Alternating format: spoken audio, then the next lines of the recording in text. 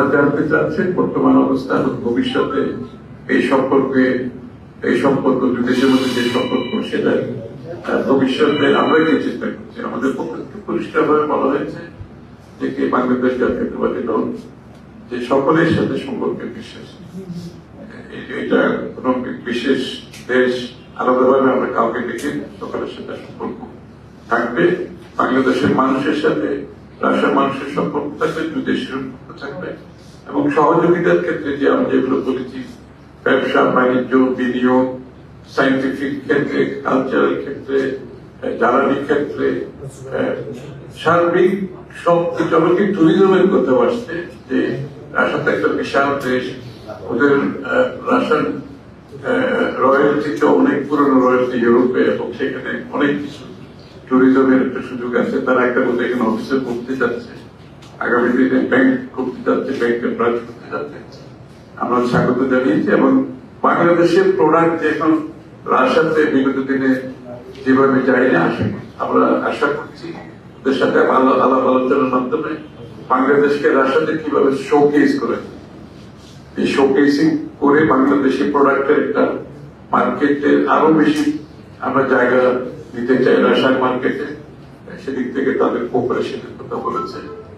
দুই দেশের মধ্যে ফিনান্সিয়াল ট্রানজাকশন যেগুলো বাধাগ্রস্ত ছিল সেগুলো ব্যাপারে আমরা আলোচনা করেছি। সুতরাং সার্বিকভাবে দুই দেশের যে সম্পর্ক সেটিকে এগিয়ে নিয়ে যাওয়া হবে যেভাবে আমরা অন্যান্য দেশের সাথে করছি।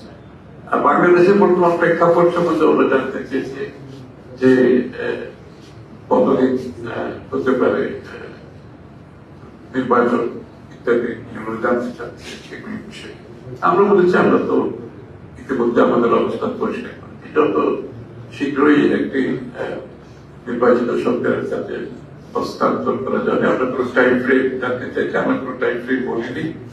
আমরা বলেছি এটা আমরা সরকার বর্তমান সরকারকে আমরা সমর্থন দিচ্ছি, তাদের যে কার্যক্রমে আমরা পূর্ণ সমর্থন এবং আমরা একসাথে কাজ করছি এবং যত তাড়াতাড়ি সম্ভব এই রিফর্মস গুলো নিয়ে আলোচনা হবে সেগুলো তাড়াতাড়ি করে একটা নির্ধারিত সময়ে আমরা হয়তো সুষ্ঠু নির্বাচন এবং এর জন্য যে নির্বাচন কমিশন সহ যে রিফর্মস গুলো করা দরকার নির্বাচনের বিষয়ে সেগুলোর বিষয়ে আলোচনা হয়েছে। এবং স্বাভাবিকভাবে তো সবাই আজকের অবস্থান জানতে চায়, আগামী দিনের অবস্থান জানতে চায়, তো সেই বিষয়গুলো নিয়ে বিস্তারিত আলোচনা হয়েছে। আজকে যে সম্পর্ক আছে আগামী দিনে সেই সম্পর্ক অব্যাহত থাকবে কিনা, আমাদের পক্ষে পুরোপুরি থাকবে, আমাদের সম্পর্ক এগিয়ে যাবে, সব দেশের সাথে এগিয়ে যাবে।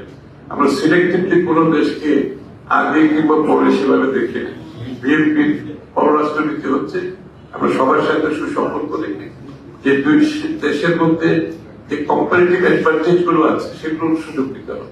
বাংলাদেশে যেখানে কম্পারেটিভ অ্যাডভান্টেজ আছে আমরা সেই সুযোগগুলো দিতে চাই এবং সম্পর্ক হতে হবে পরস্পরের লাভবান হতে হবে, পরস্পরের মধ্যে সম্মানবোধ থাকতে হবে এবং মিউচুয়াল রেসপেক্ট থাকতে হবে, মিউচুয়ালি বেনিফিটেড হতে হবে।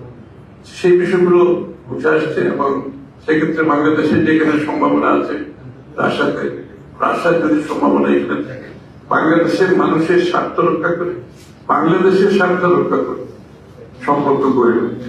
বন্ধুত্ব হয় দুই দেশের মধ্যে মিউচুয়াল রেসপেক্ট এবং মিউচুয়াল ইন্টারেস্ট। তবে রাশিয়ার সাথে আমাদের সেভাবে বন্ধুত্ব